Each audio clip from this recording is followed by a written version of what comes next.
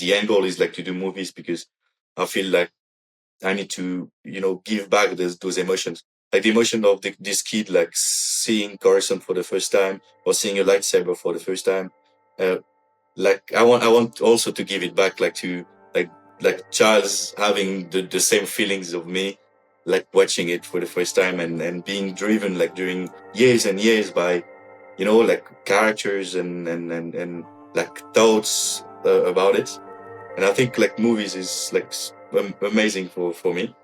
And like so the more I do concept art for movies, the better I feel. So Pierre Deschamps is your next guest for this episode, and despite his own claims of being new to the industry, he'd be forgiven for thinking he is a vastly experienced veteran, given the quality of his work.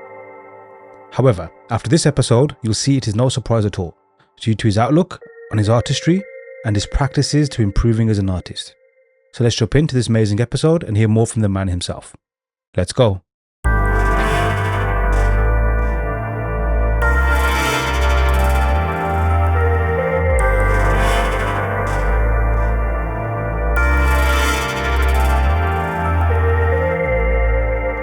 Everyone, welcome back to the Learn Squared podcast, and I'm delighted to welcome on an amazing guest today, Pierre Deschamps. Welcome, Pierre. Hi, Aaron. I'm very glad to be here. I've been a great fan of the show, and cool. I'm following it like while I'm working, and it's always like very inspiring. So like, thank you for having me, and I'm very very honored. Oh wow! Thanks so much for the kind words, and I'm glad it's been of service. And I'm very much looking forward to speaking with you today. Yeah, your work is incredible, and that's one of the reasons why we wanted to talk with you today. But yeah, before we get into all of that good stuff, if you wouldn't mind just letting everybody know, just a little small bio about yourself.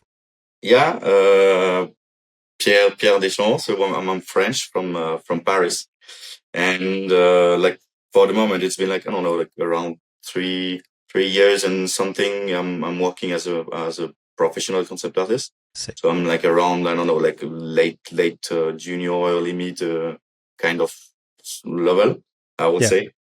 And like for the moment, almost all the projects I've worked on are still under NDA. So I'm just a bit. It's a bit like obscure for the moment, but Sure. That's pretty cool.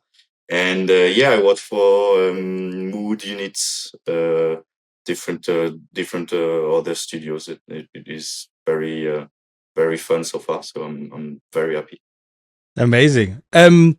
So 3 years ago was your break, I guess, right? That's when you first started getting hired as a concept artist, or was that when you first just started doing concept art, even maybe as a student? Yeah, it is when I started to work as a concept artist. It's been a long journey, like to become a concept artist, at least to like almost like to feel as a concept artist, Like, okay, right now I feel like I'm a concept artist, but it's been like almost like only like 1 or 2 years I'm feeling like good with it, Interesting. So, yeah. Same. I considered that like that stage when you're studying or training or whatever. I never considered that, I'm allowed to label myself that way. It was only when, and even a bit later, I started getting hard and thinking, okay, yes, I'm being legitimized kind of thing. And it's quite interesting, I guess, why we think that kind of thing. But what was it for you? Like, why did you not consider yourself a concept artist? Why was it, I guess, specifically getting hired that meant you could call yourself a concept artist? Yeah, I feel there's like multiple layers of like you always feel like, okay, I do not have any like the level enough, or I'm not satisfied with my own art or stuff like this, or I do not have achieved like this kind of type of level of portfolio standards or stuff like this. And so it's like kind of like various stuff from a point, and then achieving it, and after that I'm like, okay, all right, I've like just it's okay now. I can feel like I'm having some fun, again. But it started like almost from the beginning. Like my grandfathers and my father were like drawers and like sculptors and painters, but they did it like on their own personal time, and I just had like classes of drawing like from all my life. But it was it was the same way. I was processing it the same way. Like it is just a passion on the side, you know. And at one point, I went to other places. I went to study in Canada and study like a bunch of other stuff like Darwinism and mathematics and programming stuff. Mm-hmm. But in the end, it was, you know, missing something. And obviously was like creating and drawing. I've always doing this, you know, like drawing freaking dinosaurs on the side of the papers, you know. And so I came back like to do a video game school. And I was at that time it was a bit obscure, like concept artists. It was I don't know if it existed like really, but I was wondering myself like there must be someone that is drawing all this sci-fi stuff, like the fantasy stuff. There's a guy, there's a person who is drawing it, you know. And I felt like for the movies, I was feeling it is like only like five person like born in LA that happens to be friend with the director, and the director happens to do like sci-fi stuff. So there is like only 5 people on the planet doing this job. Yeah. Like I don't know, like John Owie or Ralph McQuarrie, you know. And I was, oh, okay, maybe in video games, because there is there is more sci-fi and stuff. Maybe there is like people looking for this kind of jobs, you know. So I went to this video game school for like I don't know, like three years, and I learned that concept art existed. Mm-hmm. But in the end, when I finished the school, I was a very shitty concept artist. Okay. And we had like only, I don't know, like 2 or 3 hours per week doing concept art. And we were doing like, you know, 3D modeling on 3ds Max, which is 3ds Max. Where like, everyone was building on 3ds Max knows it, you know. And I don't know, we were doing like programming on Unity. So it was not like, you know, industry standard when I left the school. And at that time, a friend of mine told me, man, there is a concept art master degree that opens in Paris. And at that time, there was like only, I don't know, two schools.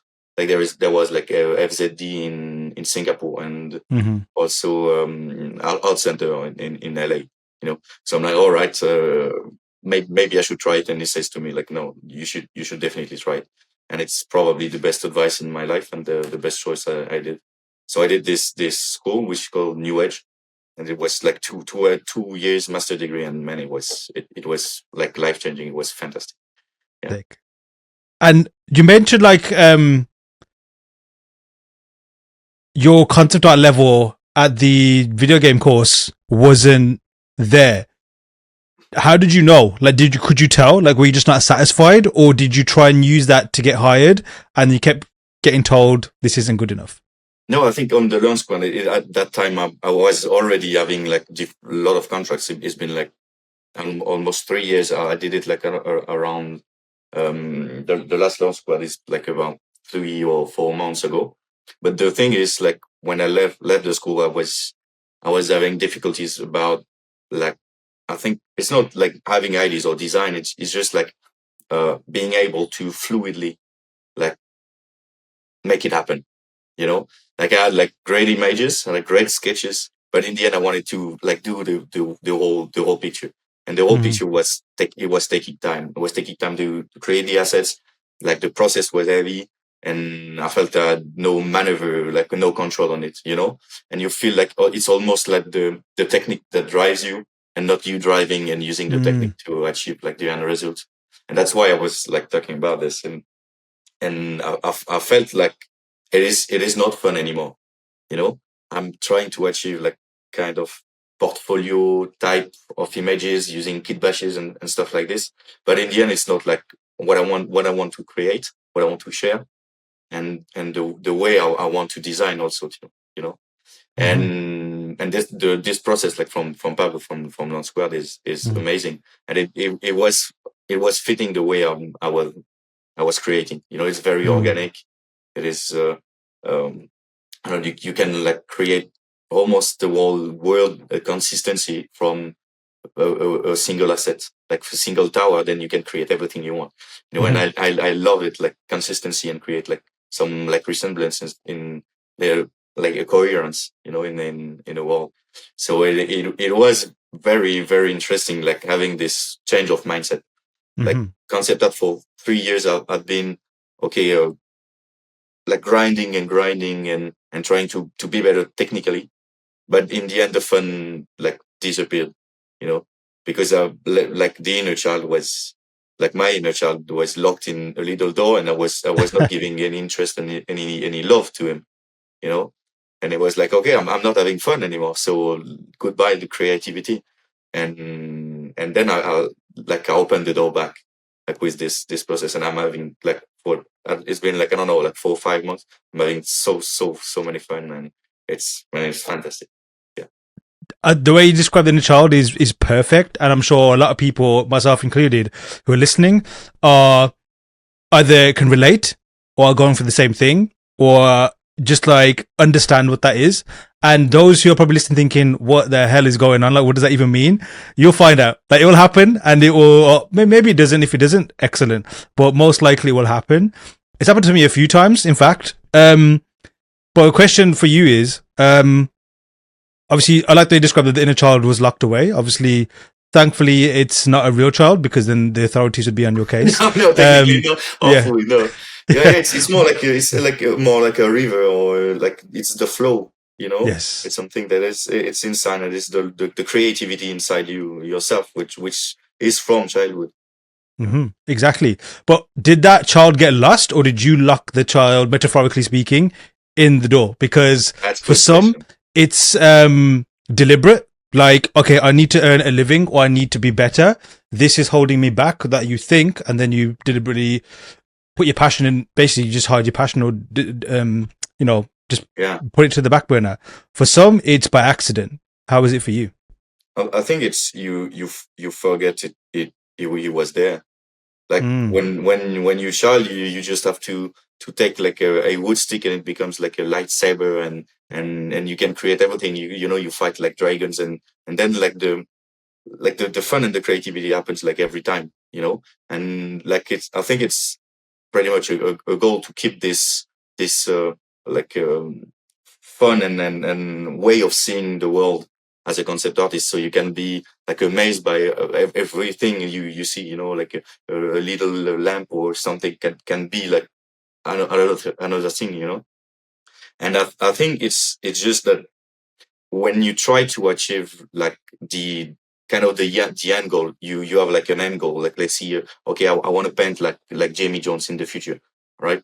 But then you just focus on achieving the goal, but not on the journey, and the journey, you'll spend a life trying to paint like Jamie Jones, and he spend a life painting like him now, so then you want to achieve the end result, and you put stress on you being harsh and then rude to yourself, and then the inner child is not liking it. You just want to have fun with the wood stick, and have a lightsaber, so Mm. it's like, okay, I'm just closing the door, and just have fun with your creativity, and your harness, because it does not interest me, you know and it's probably like this way. I think I was being like very harsh, trying to achieve like technical results, trying Mhm. to achieve certain kind of like way of displaying the portfolios and pieces, art pieces, and I forget like all the fun that is doing it. It's probably something like this. Mm. Amazing. But then, with children, they can get out of control, and they can get very hard to tame.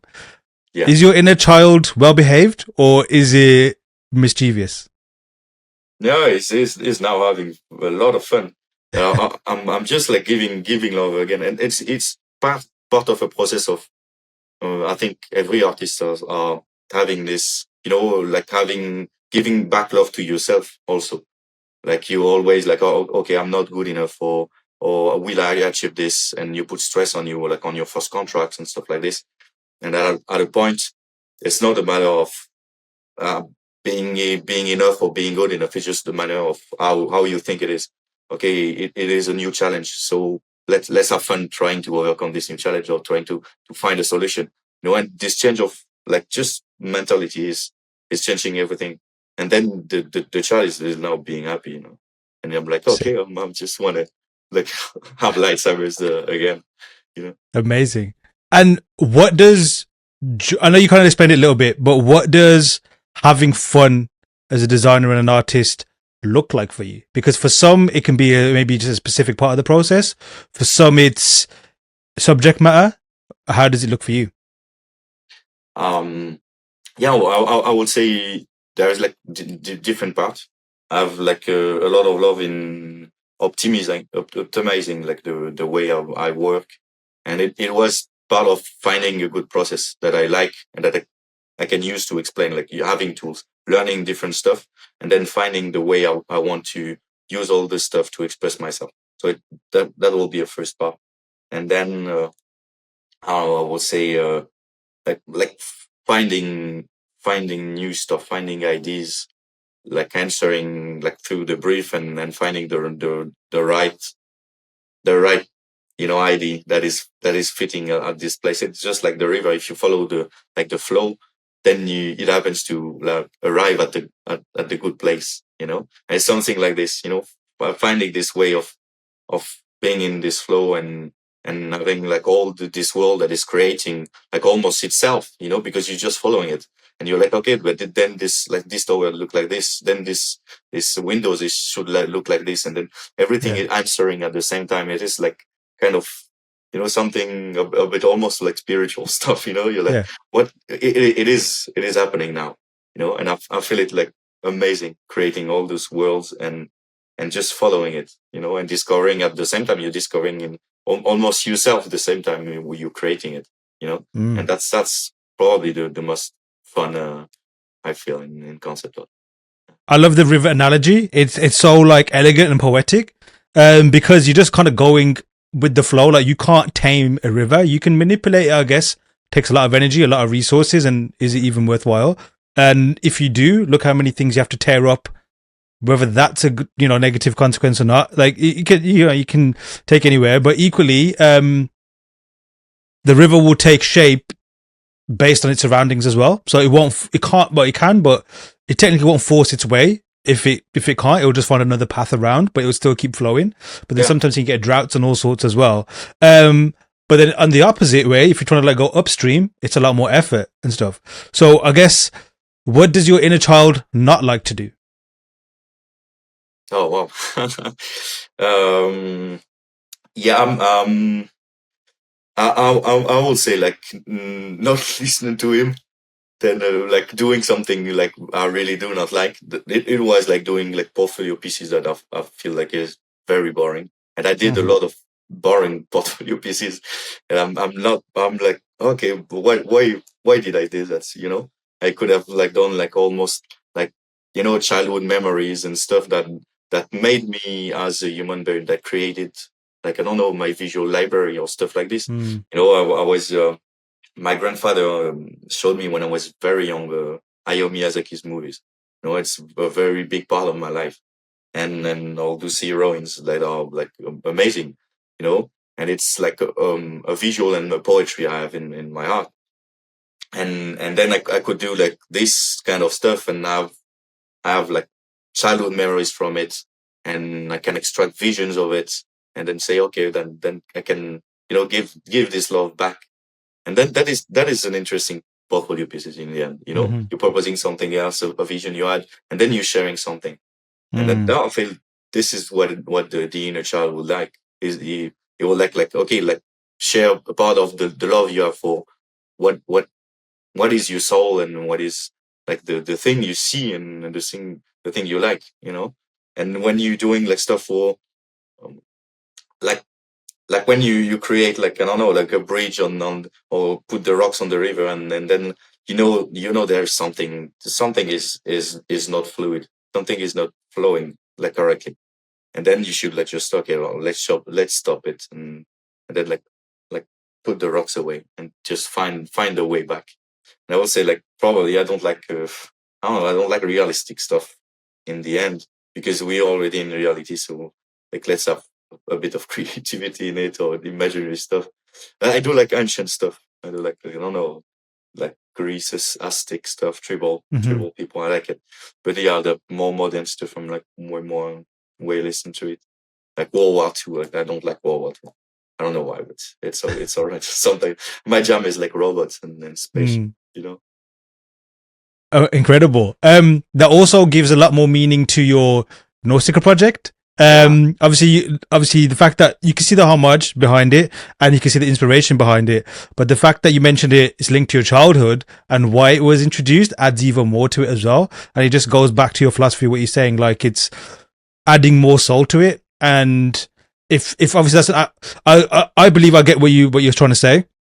But for anyone who's probably listening, thinking, like, what does that even look like? I guess, what you just explained there, like something from your childhood, something that connects to yourself, something that had a big impact on you, just adding that into a project, that is the equivalent, in my opinion. And it's almost like tapping into that same energy. Yeah, totally. How old were you when you got introduced to Ghibli? Oh wow! Because that is a very potent, like, source of inspiration at any age, but I'll be curious to know how old you I were. was very, very, very young. Almost an age of which you shouldn't like see like a Miyazaki movie at the SL. Right. Like Nausicaa is like pretty harsh movie. It's like pretty difficult. Like human being or like killing themselves. It's like Yeah. kind Yeah. of like almost adult movie. You know. Yeah. I Yeah. think it was like I don't know 10, maybe less. Okay. Like Okay. 10, almost 10 years old. As I would say, which is a bit early. But then there is other movies from him that are way more accessible for children. Mm-hmm. So. But it is beautiful. It is beautiful. I like I continued like seeing those visions. You know, like those creatures that now are almost dead, and then those people like using it like to create spaceships, and you know it is like something I dreamed of, and I feel even if the images you like the technicality of the images we don't care in the end. You just like the memories of it, you know. Mm. And I think that's the beautiful stuff we can do with concept art. Is that your favorite Miyazaki film? Oh wow, you're having like very very difficult questions. uh, I don't know. I'm not sure. Mm, I would say I like guess, like, is that the most impactful one then? Is that the first one you it, saw? it is one of the most impactful. I would say Right. like the first I saw is like Princess Mononoke, which Oh is wow, probably my one. And that's intense for a 10-year-old. I yeah, it think is. It is that's doing very one of the more very mature ones, intense, right? but it is so poetical and it is so Oh, it's beautiful. amazing. And like the stories, the characters are so well written, and in the end you can have like different levels. Well, with those movies, you have like a child level of comprehension, and then you can have Yes, like adulthood. I've seen it like of many times, course. and every time you see something else, you learn something else from it, which is incredible. But I will say the best one will be like Chio, but it's difficult to enter like this universe. It's a bit weirdy, you know. So maybe it's more way less accessible. Yeah. And do you remember the first time you watched it? Like, do you remember the very first time you saw it, or did you remember watching, if that makes sense? Because like when you're younger, you just remember, oh, I've seen that before, but you don't necessarily remember the time and the place. And then there's some things that you watched that had a massive impact. Do you remember Yeah. not only where you were, what the temperature in the room was like, and what time of day it was, and all that kind of stuff? Like your brain was fully receptive, imprinting everything, because your mind was like, okay, this is having an impact on you. Let's store this in the fancy memory section. So yeah, do you remember the first time that you kind of watched it? Yeah, I remember being like very stoned. Like I was, I don't know, I couldn't like probably talk for like an hour after this. I was Wow. with my little sisters, and there was this silence, like a very deep silence in the room, like on every scene, and we could hear like the little whispers of, you know, I don't know how to explain, but yeah, I remember Sick. some of it. I remember some of it. What is your favorite one, Aaron? Yeah, So a difficult question. so it's like, it depends. It's one of those. It depends. Like, what's your favorite food? It depends on what you kind of fancy, kind of thing. Also, what your health is like and your diet, kind of thing. But there's multiple reasons. I would probably say Nausicaa might be the most a well-rounded one overall, like just from my tastes, like obviously from visual aspect, design, the storytelling, the philosophy. Again, similar thing when you watch it at different ages or maybe different moods as well. Like sometimes you just want to watch things for entertainment and then it gives you that. Sometimes you watch things and it's a little bit deeper. Like for example, with Akira, for example, I watch that in different I can watch it in different moods, and sometimes like this isn't all that. Like it's great, but it's not as good as the people say. Then another time I watch it thinking, oh my god, this is a masterpiece. This should be studied, and this should be like preserved for all humanity. And then there's different levels. But with Nausicaa, for example, just the way it's like it is basically a sci-fi film, but it's not hardcore sci-fi. Like it's very organic. It looks like almost, like a post-World War kind of Yeah, aesthetic. it looks like a Mobius stuff. But Exactly.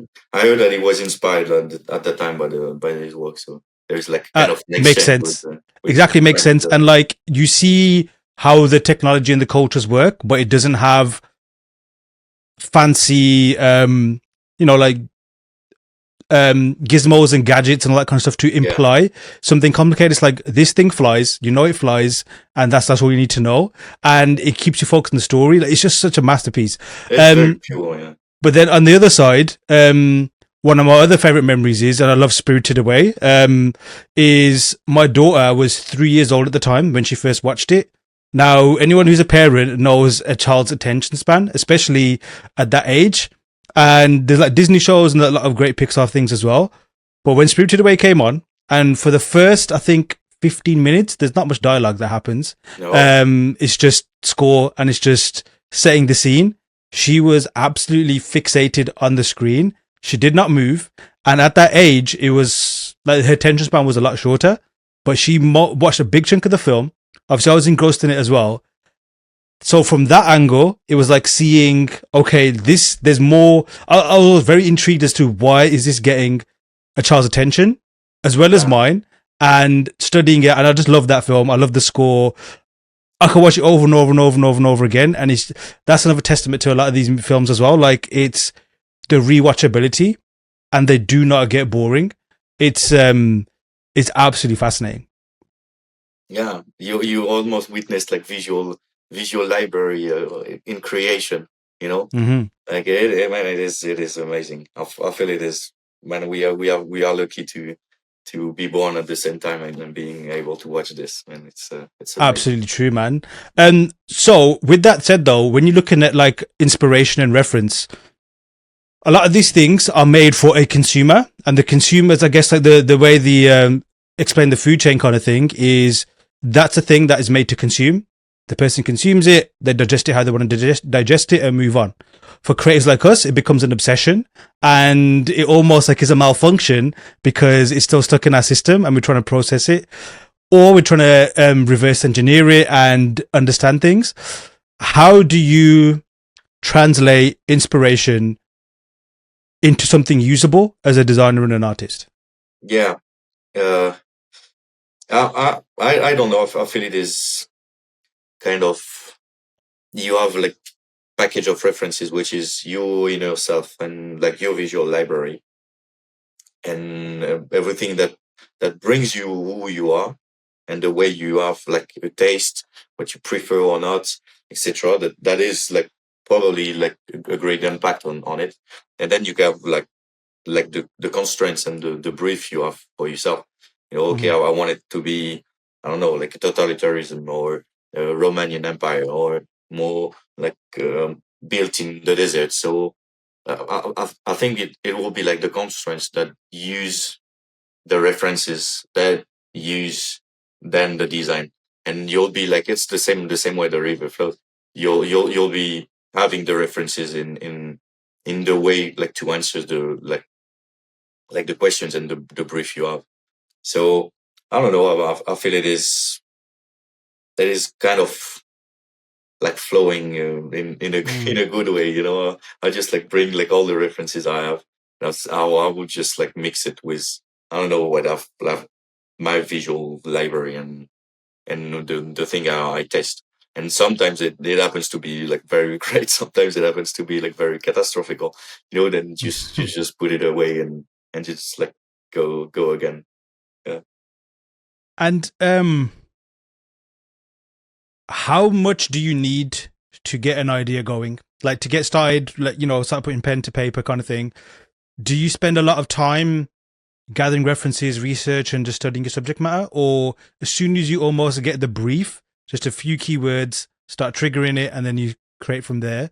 How does that process work for you? Yeah, I used to not use enough references when I was like in school and back in the days, and it is like way too important. So I learned that the hard way. So, but yeah, I will say for myself, I have like a lot of sketchbooks, which is more like I would say like 70 to 80% it is notes, it is words and like a crappy sketch. And then around I stack it ideas for years, and sometimes I just have, I don't know, like around or watching TV or doing, I don't know, another stuff. And I'm like, oh, I need to stack up something on like page 34. And then I opens it and I find this ID back and I'm like, okay, but this could be like this, and then I stack up ideas and I put it in a box. It's almost like a dialogue with my brain, Yes. when I put it on the paper, then it becomes a box, and then like the brain can it can like work on itself on the side, and is working. It's like the CPU, there's like CPU using it, and there's like processing on the back, and then there is like for work. I would say like sometimes it is very quick. Then you can have like you feel the core ID and you're like, okay, do you do the crappy sketch? And then the crappy sketch is sometimes enough, like just to follow the flow. And sometimes you have like okay, I need to experiment. And then you have like back and forth on it. And I would say it will depend on like the production you have. Mm-hmm. But for personal stuff, it is like usually I'm stacking for quite a time before I'm doing the personal stuff. Nice. Absolutely love that, by the way. How long have you been doing that for? Stacking ideas. Yeah. Oh man, from the beginning. Really? From like I do not remember it, but Sick. I have like, I don't know, like sketchbook that have, I don't know, 25 years, almost 25 years. Maybe I'm a bit, it's a bit too much, but maybe 20 years. Yeah. Wow. And sometimes it is very ugly and very crappy, and sometimes it could be like a good stuff, and you're like, oh, at least it was cute. But sometimes it is, oh, I can have something with it, so I'm kind of stacking those stuff. But most of the time is like it's more recent stuff. I'm stacking like for 2 or 3 years maximum, and then I use it when I feel I have enough, when like the brain have solved, like before like it has solved it. It has solved it. It don't exist but like the brain knows it, and so you just have to flow. And man, it's very fun. It's very fun to explore it. Yeah. Wow. That's really, I mean, I take a bunch of notes myself personally, but it's scattered everywhere. It's not as organized as your situation. It's interesting though that you're doing it for like practically forever. Like you don't remember when it started. Do you prefer like just jotting down notes in general? Like I guess even away from art, like is that something that you tend to do? Like just note down your thoughts, or Yeah, I even love at schooling everything. stuff as well? Yeah, I love it. I love it. I do have like Interesting. all my sketchbooks are there. There is notes that have nothing to do with. I have like administrative stuff. I have like everything. Okay. I know everything. And then when it's noted, I know that my brain will at least remember it a bit. Yeah. Elsewise, I'm just like it erases it like at the end of the day. So but even at the end of the day, when I'm working, I'm pausing it for, I don't know, like 1 hour, and then I come back on it, and then I do auto feedbacks and notes on it. So it already processed like during the night, and then like on the morning you would like, okay, I know what I have to do, and then you can start right away, and you don't have like, I don't know, hours like to like brings up the brain having 3 coffees and stuff like this. So I use like, the night to work for me, and it's like it's kind of fun. It's kind of fun, like seeing you on the morning, and then your brain is not working, but it's working for you. It's Yes. very fun. Yes, no, it's true, man. Like it's constantly going, like you said. Like Yeah. it's a mini process in the back, and it's a case of if you're attuned to being able to listen to it and understand it, then you can get some amazing stuff out of there. And you only do it on paper. You don't like notes on your phone or anything like that, or do you use a No, mixture of usually I do it reading? on paper. I Sick. really love paper. Like the feel of the sketchbook is another stuff. I know I do not sketch enough, like because I do notes, and I feel the notes are like it gives me more liberty when I go back on it. I had intents Mm-hmm. at the beginning or core ideas, and if I sketch it, then I spend too much time on it, Mm-hmm. and then it tends to like lose something because I do not have any like enough time to process it, you know. So, but I prefer sketchbooks. Like phone notes is only like for the fridge or something like this, you know. But yeah, like you see, like my notes, it's like just written stuff, and Yes, yes. yeah, I love it. I love it. I No, love it. well, in my opinion, like I love the topic and the realm and the discipline of sketching, and it's normally associated with like drawing pictures. But I think it's more simpler than that and more abstract than that as well. And by you writing it down in words is this equivalent of a sketch, in my opinion. It clearly is for yourself, and it gives the same results. It's meant to either it's like memory. What is it? It's like a USB stick, right? Like it's just storing information, but in this case, you're encoding it on a page Yeah. that when you read it, it's going to decipher and it's going to, like unzip a folder kind of thing, a compressed folder, and it brings out ideas. So I'm very fascinated by this. I'm going to probably ask 10 more questions around this as well. Go ahead. I also agree with you on notes. I do a shit ton of notes on my phone. However, the magic goes very quickly because I'm only thumbs, and I think everyone uses thumbs on a phone. I'm very slow at typing, Okay. but the way I write, I'm very pedantic. So I have to almost set the scene before I get the idea down. On paper, though, I can just write word, word, word, word, word, and I know exactly what it means. And it feels more freeing. So it makes sense in that regard as well.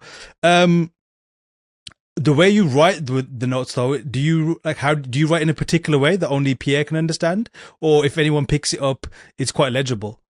Yeah, it depends. If it is flowing, I think it's like almost like philosophies. Like Deleuze saying this, that you don't have ideas. It is the idea that is like going through you at a certain point, at a certain moment, because you were there at this moment, and you did all the stuff that brings you this moment, so you can be like the idea goes through you. So when you have this kind of stuff and you're like, oh man, I have an idea, then you run to your sketchbook and you do the most notes you can do, like because it will go away after it, you know.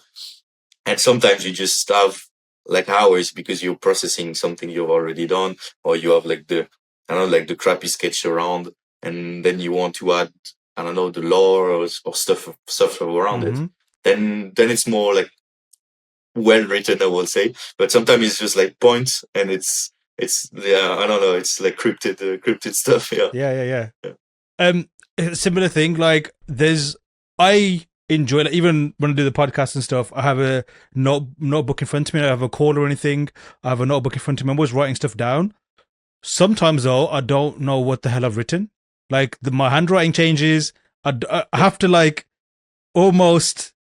It's like reading a stranger's writing. Yeah, I totally. Did you ever get that for Oh yourself? yeah, yeah, yeah. I did note for I did have notes for the podcast, and I was rereading it, like I don't know, like two days ago, and like I couldn't read what I was saying. So I'm like, okay, never mind. Yes, it happens sometimes, but I think when it's very important and it's resolving around these core ideas, it's not like the writing that matters. It's the fact that you wrote it, and when you wrote Mm-hmm. it, you like print it in your brain. Then sometimes you just do not remember what you've said, and you cannot read it, but like the picture recreates itself in the brain because the storage is already done, So Yes. sometimes I just try to rewrite it, I cannot understand it, but the crappy sketch and the intention is already on the paper. You know, it's kind of funny stuff. I definitely agree, and but it's also it's super cool. And when I look back at like, obviously, you look at artists and you see almost in manuscripts, whether they're like a writer, for example, or when you see a director's like scribble of what a storyboard, what the shot they want it to be like. I'm probably sure you've seen Denis Villeneuve's shot of in Dune 2 of Yeah. the worm sequence, for example. Like it's just a little line, very simple composition, but when you see the finished result, like and I'm sure you understand exactly what I'm getting at, like with the Yeah, note, exactly. like it's the same thing. You feel the core And idea. yeah, exactly. And it's just like, yeah, it is like a form, in my opinion, a form of encryption. And the way the brain works, it's like, okay, we haven't got time to flesh this out. Here it is. And then when you get back to it again, it's gonna open it all for you. My other question was, and my brain's gone blank because I just thought about Dune again and I just thought how fascinating that was. Yeah, it is the effect of Dune on the brain. It is like Yeah. everything goes blank and Yeah, I you think I need some wow. more spice, I guess. Oh man. So with your ideas, for example, obviously a sketchbook, I'm sure you got one on you and a notebook on you at all times. Yeah. But I'm sure there's times when you don't have one and you wish you had one. Do you ever get the situation where like you're unable to write down an idea, but it's an amazing one or one that you really want to explore? What do you do in that situation? I scream and I become crazy. I would say, yeah. Usually, I will find a way of writing it. Like I Okay. don't know on notes on. I will find a piece of paper like around. Elsewise, I will like try to remember it very badly, but usually it won't fix. And it means the idea wasn't great enough, maybe, you know. So I'm like, okay, if you forgot it, then like your brain, you didn't want it. Well, like the inner Mm, child didn't want it. He didn't want to yes, paint it. yes. Great way to put it. So maybe it will come back. Maybe like like the brain will process it on the side, and then it will come back, and you'll find okay, it was a great idea, but so yeah, sometimes you cannot write it, and Mm. it's too bad. I'm like I remember ideas I didn't wrote, and I know I forgot it, but it was great idea, and you're like, man, it's too bad. It's like it's also the game, you know. Yeah, That's why yeah, you need to have it's like true. the sketchbook every time on you. And I wish I had it like every time on it, and I see like so many sketchbooks that are so amazing. You see like Darren Bartley's sketchbook, man, it is Jan Mackey's sketchbook, man, it is amazing. And you're like, okay, I want to have like this kind of sketchbook, but Yeah, yeah, man, mine is like hieroglyphs and crappy sketches, but it's all right. Yeah. yeah. With that though, so I guess in your creative brain, is it constant noise? Is it constant your brain just shouting out words and ideas and stuff? And is it always on for you? Yeah. And sometimes it's very. I feel a lot of people have those kind of problem, like you do, like insomnia stuff, or you cannot like pause it because it's like processing like continuously. It's like you Uh-huh. know, like a tree, and then you have Yeah. bugs everywhere, and then your brain is like just functioning on the side. And yeah, sometimes it's very tiring, and you're like just like shut down a bit, and then I can like do like the a bit of so a bit of sleep is okay. Yeah. And it's yeah, I won't say like it's usually on and processing, but Uh, you tend to like be yeah, but I'm using this brain from the beginning, so I won't change it, so it's okay, you know. but it's true. I'm the same, man. Like, I'm actually glad that it happens to someone else as well. Like in the way you're explaining it, like it's very, very similar. It's a constant stream, and to be honest, 90% of the time, it's just a load of waste. And it probably is like I'm not a scientist, obviously. It's probably like just the way your brain processes information, just like wastes, Yeah, waste. I don't even know what I'm saying, like how to say it, but like it's Yeah, he's processing his stuff and then sewage. he's It's brain throwing it sewage, away. right? Yeah, yeah, yeah. Yeah. And then you just you catch you recycle some of the good stuff. For Yeah. example, like when I'm driving, and either like when you go past something cool or you just something in your head.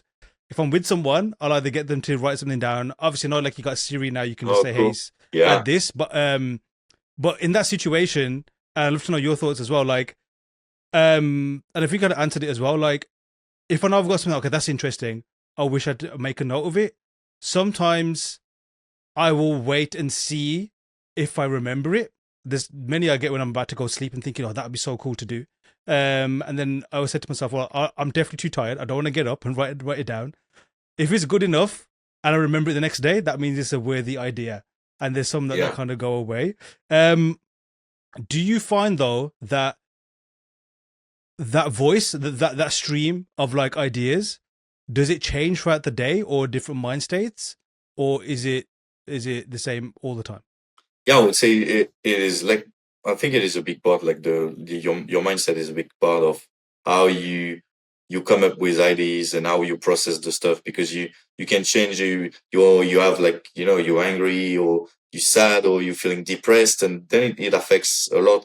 And it is like something I'm working a lot, like from, I don't know, last 2 or 3 years. It is like trying to start to do meditation stuff and like giving love to yourself, so you can have like a kind of like steady mindset and happiness. I think in the end it's just like happiness, and when you're happy and you're on this like good flow, then probably it is more calm, and you do not you do not get caught in like the storm.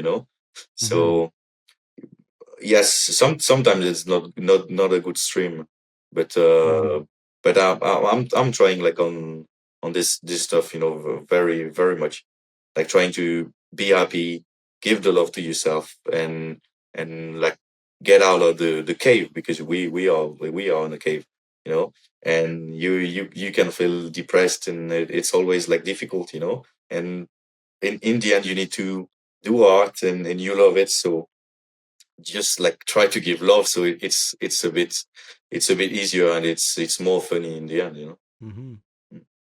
Did anything trigger that realization or need to kind of pursue that in you, or is it something that you have just naturally progressed towards?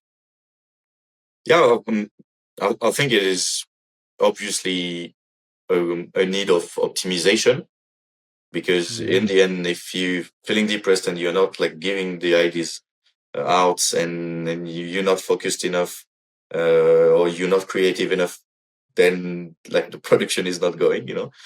And also it is kind of a goal of stability, of being happy for me. I think like art is, and doing concept art is a part of my life, and I cannot see my life without it. And in the end, if I don't have any fun doing what I want to do in my life, then there is a freaking problem. So like putting this stress and like the harshness on yourself for the rest of your life, I think it's not the good solution. And sometimes you have to be depressed, so you can like brings True. back new creativity, and I understand it, but sometimes you can like be less depressed. Yes. So you have like a more happy life, I suppose. It would be like. And one final question, probably not, there's probably more. But one final question, I like, the inner stream, the inner voice kind of thing, especially with the ideas and stuff. Does it ever mess with your focus? Does it ever get in the way of being focused and completing tasks? Mm. I don't know this. I would say not that much, because in the end, like if you have to like accomplish the task, you have to accomplish it. So probably the task won't be like as good if you were like perfectly focused or perfectly happy, or the solution is a bit maybe less good. I don't know, but in the end, you have like what you need to achieve in the end of the day. So it shouldn't be affecting it. And in the end, it shouldn't be affecting. Maybe sometimes it affects it, but it shouldn't be. And yeah, that's why I pursue also, like, meditation, being happy and stuff like this. So you're not having those stuff in the way of the river. And when you said you're pursuing like meditation and stuff, like how has that helped, and how has it helped? Like, has it been like a nice upgrade, or has it been a big shift in the way you operate? Yeah, yeah. I think it is a big update. I would say like more the change in the mindset of uh, giving back love and listening to the inner child, which is part of meditation. Is part of it. Uh, having having great time with your family and with your friends and stuff like this. So you can be deeply focused when you have to, like, give and share what is inside of you, which is concept of. And yeah, yeah, I would say it is a great part, and it's becoming like a greater part. I'm doing it more and more, and it calms the mind. Then you can like sleep like a bit better. Mm-hmm. Then when you have it, when you do like sports with it, like like the combo pack is like great. Like I'm having a healthy life, and it creates like a better framing for like the time you need to be creative, and then you need to like let this inner child go out, which is very fragile, and can be like hurt very easily, like it's almost like your soul, and then you give in it, and the like people will see it, and then they will judge it. So sometimes, and you need like to protect it, and then when you frame this place, and this place is healthy, then sometimes, oh, and then usually it is like flowing better, and then yeah, I think it is the way of being happy, in like currently for me, India. Um, it's very encouraging and inspiring to hear how you've discovered, and I'm sure like you'd be the first to admit that like it's still a long journey and there's more you need to figure out. But it's like you understand how to get the best out yourself as an artist and how to get yourself in a good place. Um, Obviously, I guess one of those things is knowing the things that put you in a bad place or are detrimental to you being a good artist.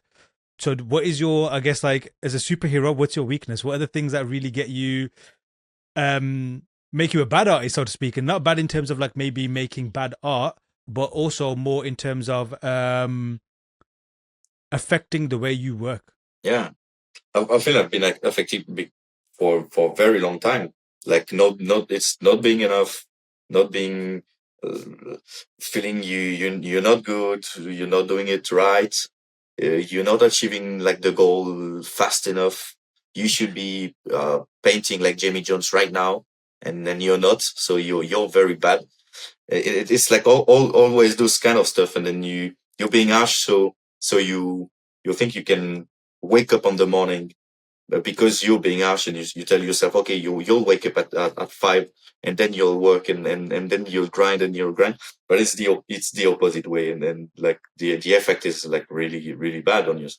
And I think it's like the weakness is like kind of yourself, uh, like letting like those bad stuff, those toxic stuff happening in your life, being a part of like this river, and have like a catch on you, and Mhm. you just have like to let it go, and then when you let it go, then usually it's just like go through you. It's like kind of doing stuff, you let go like the fear and the stuff through you, and then like it is way better after it. And I think it's like probably this, and I try to work on it, like so many stuff like to continue like improve, but like I feel it is like more stable on like this way, Mhm. like letting all this the toxic stuff and the depression stuff like going through you, and then it goes away, and it has no catch on you. Sometimes it Fascinating. does, yeah, Yeah. obviously, but like Yeah. usually it does not. So cool. It's very No, cool. that's incredible.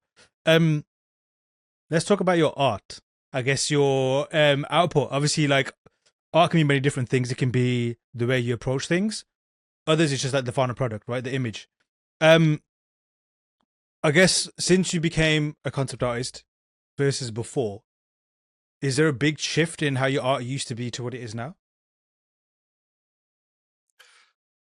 Yeah, I would say yes. I think it's more interesting now than before. It is still obviously in the process. I'm like, okay, I Hmm. do just have like, I don't know, the 2 3 years experience. So which is like not that much in the end. So I feel like I've like so many stuff to still learn, Hmm. but yeah, it is definitely better.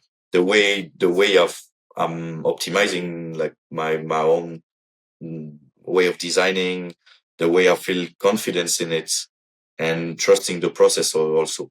Like the more you do the stuff, and like the process is good with you, then you can trust it, and you'll finally have something in the end. Like usually at the beginning I was feeling, okay, there is like this blank page. How can I like achieve what is like Hmm. asked to me? And I cannot achieve it. I do not have any confidence in it, and then I'm terrified at the moment. So how can you achieve it? And I think it is like experience and trusting in the process in the end, and then optimizing it like through the years makes you even even trustier in this process, and then like it becomes like a bit better, like through Hmm. years and years, I would say. uh, what is fun is like my first contract is the same studio and the same art director than the last contract I had. Like it's been like last week around. So it was very fun to see like the difference in the mental state. So it was Yes. Unity Match, and like the kind of the brief and the base statement was the same. It was like very short brief, very short time, and I remember like when I'm out of school, it's my first contract. I'm really really really stressed, and like the art director is saying, okay, you need to have like this kind of stuff. Like show me like the sketches and like the final product, and you feel like what is happening. And I see like this beautiful painting from Julien Gauthier, which is one of the like the main references. Like he did like one key art for it, and I'm like, how can I like do something like this? And it was very stressful, and it is the same way. And I see like the brief I had like last week. It was very fun, and it was even shorter. Like the brief was even Hmm. shorter. We had like no information on the stuff, and it was very interesting because I felt like, okay, this stuff is something I've not pushed that much, or I've not worked that much on this kind of stuff, like FX stuff, or like like fluid energy stuff. And I don't know, and I did not work that much on this kind of stuff, and the mental state was completely different. Like before, I would have been like, okay, I cannot do it, I don't know how to do it, and then I'm being like terrified. And I was okay. That this is a new challenge. I will discover how to do it. It will be fun because I've never done it, and then it will be fun in the process, trying to achieve the end result, and I will discover it. Hmm. You know, and then it changed completely, and I had like so much fun on it, and in the end, I'm like happy, like very happy of the result, and proud of it, and I feel like all the process through it would have been very harsh because the timeline was very very short, and the quantity of like design needed was like also like very very heavy. And I had like just fun, just freaking fun, like during like the brief, man. It was so incredible. So just like the mental state is, oh man, it is amazing. Like the difference in like 2 or 3 years. And I'm like, just eager to know, like in 3 years or in 5 years, what will be the mental state. Maybe I'll be like just depressed and down the cave, and will be like very darky, but maybe I'll be even happier, and I'm eager for it. That is incredible. And like a couple of things you mentioned there, which I think is very important to like reiterate, is the way you described your relationship with your work and use the word confidence. And I think that's a great way to, or measure to use as a milestone for when you feel like you're in a good place. Is obviously, everyone's very familiar with that journey of am I good enough, trying to get good, and then often you use others, and by others I mean maybe it's the industry, maybe it's someone hiring, or maybe it's your peers to tell you it's good because that's the validation you're looking for. Yeah, I guess that validation is one way to do it. But another metric is when you feel like, oh yes, this I'm confident in this. Like I'm happy for this to represent me. And that is a milestone. And I don't remember when it was for me, but I remember the shift, like when you're confident in something that you make versus not confident. Like, oh, is this, and you hope that someone likes it, and Yeah, then if they like it, that's the confidence. But then when you know, okay, I whether like this, it. Never, yeah, whether this works or not, it's cool. that's one thing. But I'm confident that I'm putting it forward. So thank you for describing it that way because that is so elegant and so eloquent as well. But also I think it's very poetic that you went full circle. Like, you went back to the first place you got a contract, and everybody who hasn't got their contract yet, you probably go for the same thing when you get your first gig. Those who've had their first gig will probably have the same experience. It's almost like that first contract anxiety or that stress, which is Yeah, very strange. When you look back, you're thinking, why were you stressed? Like, you fought for this for so long. You got it. Like, it should have been like winning the lottery ticket, and normally everyone's happy. No one gets scared when they've won the lottery, kind of thing. yeah, But yet we add this like dread of like, oh no, now they're gonna, imposter syndrome and whatnot. And for you to kind of like have that experience again and understand that it was different, that is probably the best testament to show that you kind of don't need to worry about those kind of things, like trust in yourself, and B, it's also okay to feel that stress and dread as well because it's part of the process, right?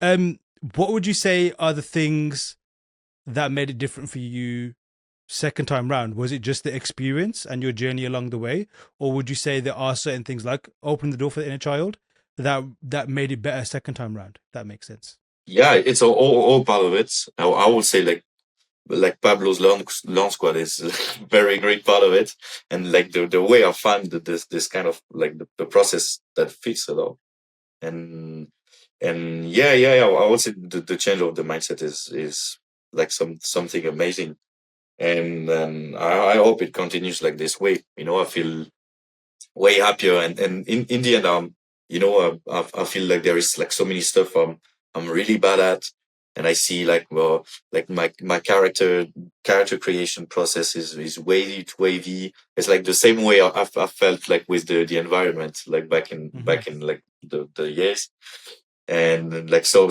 many stuff I'm afraid, still afraid, but I see like the change of mind, which is all right. I will have a fun like discovering how to like to master it, at least to feel more confident about doing this kind of stuff, or and experiencing like this kind of stuff, and like the change in mentality is like like so winning for everything.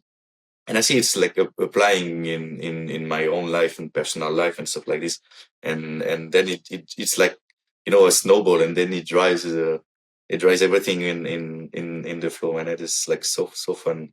And I think it's like probably the best of, yeah. Sick.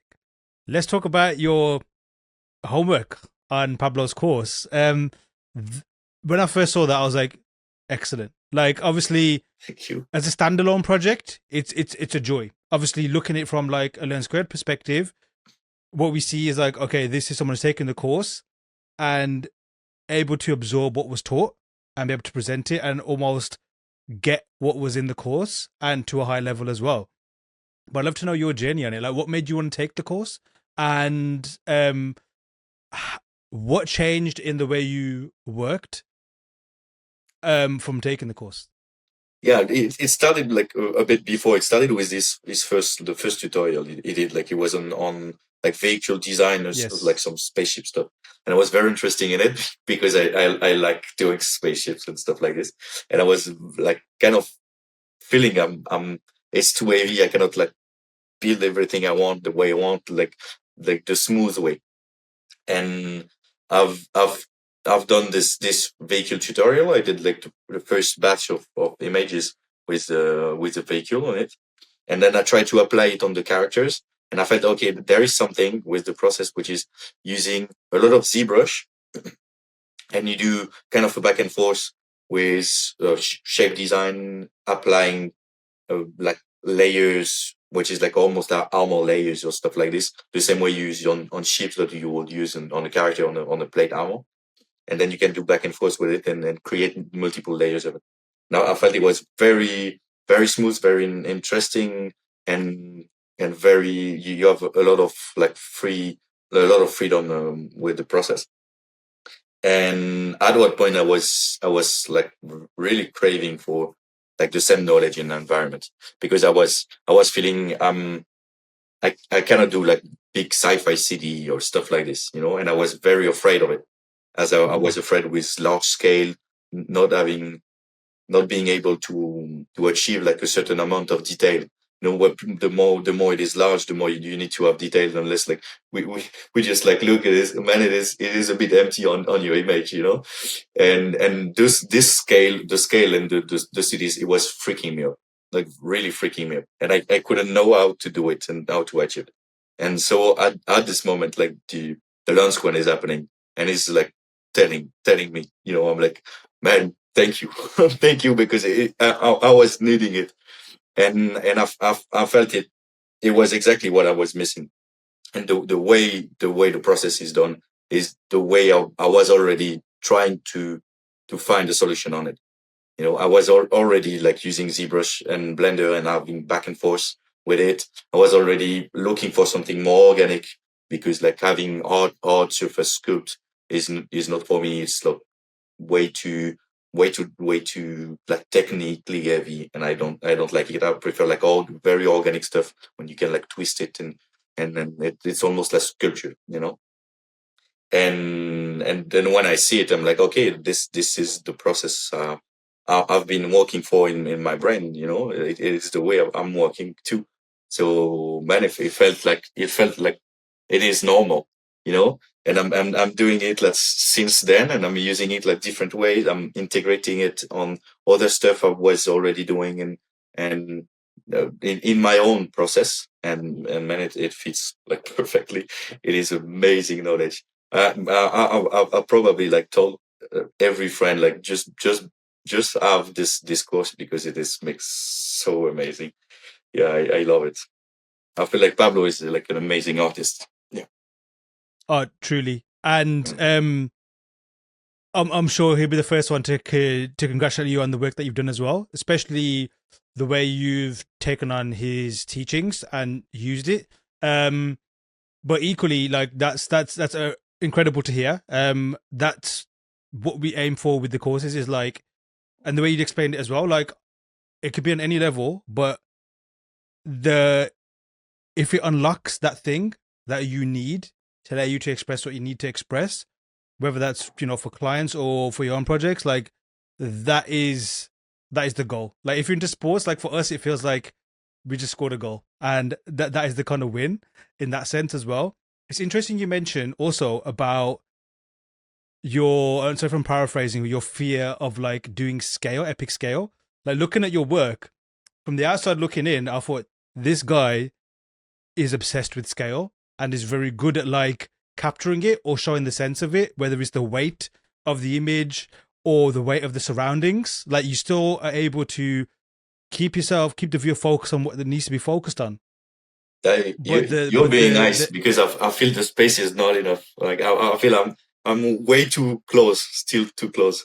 But I understand what you're that's saying. my own I thing. understand, like, I guess, you know, not to speak for you, but you know where you want to get to, and you Yeah. know when you've got the intention that you want to give. However, I'm picking up that from it as well. Like, so yeah, I'd love to know, like, what is it about scale? What is it about that subject matter that appeals to you and makes you want to pursue it? I'm happy you're noticing like the effort to do some bigger scales, like from the where you can see like from the portfolio, like at the beginning it is just like very, very close shots, and then Yeah. I try like to go backward, like from it's like very fun to see. I don't know, I feel it's like probably like all visual in almost like childhood too. I was like dreaming about like big cities and stuff like this when you see Star Wars in your childhood, or Lord of the Rings, and there is like those massive stuff.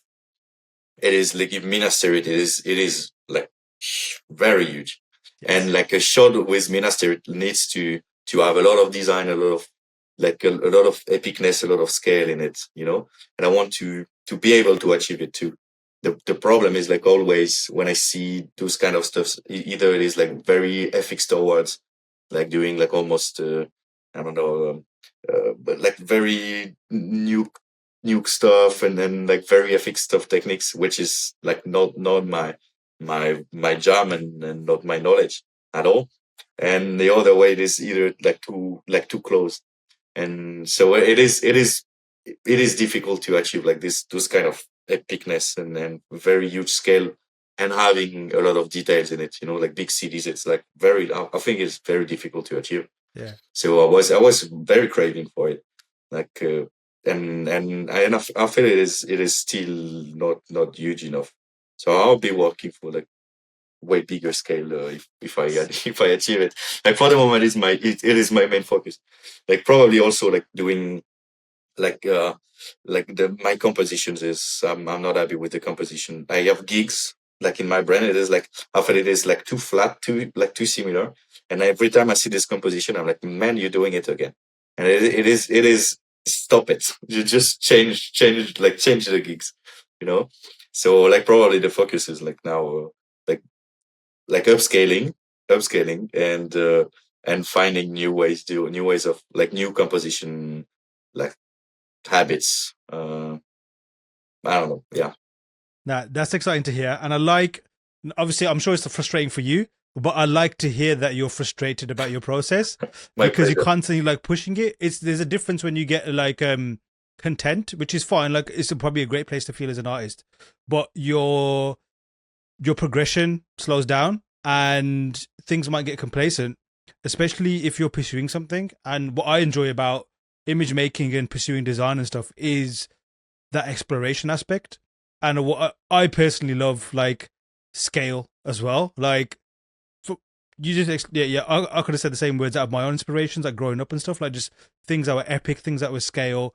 For me, it's like imagining, oh, I could explore there. Even video games, like when I first started discovering open world video games, that felt like the most best experience ever, like Man, yeah, non-linear. Like I can do what I want, that almost sense of freedom. And trying to capture that in an image, or even in an image, is trying to imply that you want to explore this place. And take Dune for example, like it's, in my opinion, like a very visually minimal film, but it shows grand scale in a very minimal way. yeah, Um, Films like Dunkirk. I'm not sure if it's in Dunkirk. true, true. The sea scenes. It's just one plane Yeah, and yeah, on it a is crazy. screen, but in IMAX it sells the scale so well. It's like Yeah, incredible. Like it's a way of like selling scale with little detail. But what were the things that like? And you mentioned a few inspirations there. What are the inspirations for you that are like, okay, that's the kind of scale that I want to achieve, or that's the kind of like examples that I've enjoyed or that have inspired me growing up. yeah. Obviously, Denis Villeneuve is, man. It is Denis Villeneuve. For the best of all for me. And yeah, obviously, the cinematography way of thinking, like the scale and the shapes. When you see Arrival and look Oh only these yes, spherical shapes, and like all the valley yes, and the clouds, man, it is on another planet, you know, of loving images and photography, you know. And obviously, this kind of stuff, I feel it is amazing. But yeah, I do remember like images of Coruscant when I was a child, like, in theater, and you're like, what is happening on screen? You know, like this yeah. big screen, and like the planet is just like windows and buildings and spaceships everywhere, and it is like shocking. It is shocking at this time, you know.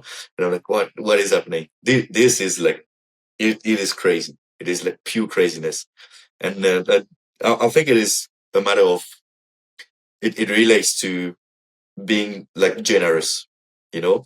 And I feel I was, because I was less creative, or because I was giving less love, or because like the inner child was like locked in the door, I was being less generous, you know. And now that I'm having so much fun, I want to be like more generous in the image too, you know. Mm, So like almost I see also like the colors change you know, like the saturation is different, the hue is different, because I feel like more love given in the images. So like the colors are a bit, a bit less desaturated, and I see like it's the same way the amount of detail I can achieve, then I can like do much more details in it. So it is like a way of being generous, you know, in this way. And I think that's why I want like those epic scale. Man, like Coruscant is, it is a crazy planet. It is a crazy planet. Oh man. We have to wrap up soon. We could geek out clearly so much over so many different inspirations and experiences. What is next for you? Like, what can we look forward to from yourself, whether it's personal work, whether it's stuff that you got cooking, and also what is your inner child looking for next as well? Oh, I think like the inner child wants to be entertained at the end and like paint like funny stuff. So like for the moment, it's okay and he's happy. And I would say like it's kind of changing, like the goals I'm having, like, you know, like you have 1 year goal, 5 years goal, like 10 years goal, etc. It's like almost evolving like right now. So I'm having like a kind of way of thinking is like let the fun happens, and then let's enjoy it, like for the moment, at least in short term, and like mid term. I hope more movies, because it is the end goal is like to do movies, because I feel like I need to, you know, give back those emotions, like the emotion of this kid like seeing Carson for the first time, or seeing a lightsaber for the first time.